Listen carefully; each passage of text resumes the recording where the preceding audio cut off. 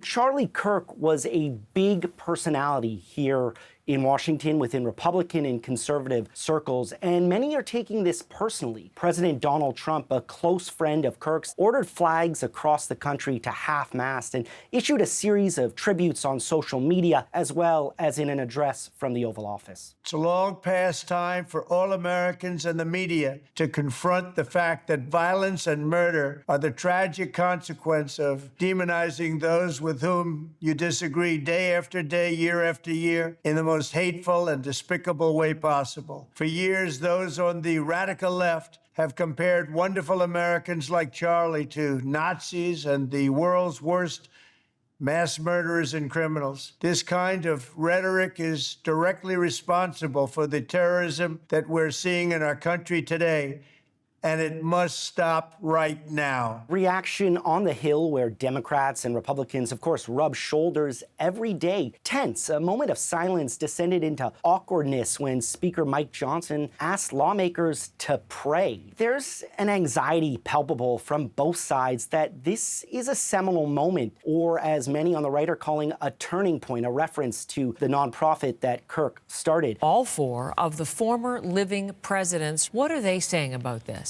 All four living former presidents have issued statements, the tenor and sentiments of them almost identical. Joe Biden saying, quote, "There is no place for this kind of violence in the U.S." Barack Obama cautioning the motive for the killing is still unknown, and that's a point that was echoed by several leaders. And the lone living Republican, George W. Bush, saying violence and vitriol must be purged from the public square. And finally, Bill Clinton urging Americans to engage in debate passionately yet peacefully. So really just pleas from America's former leaders to turn the temperature down.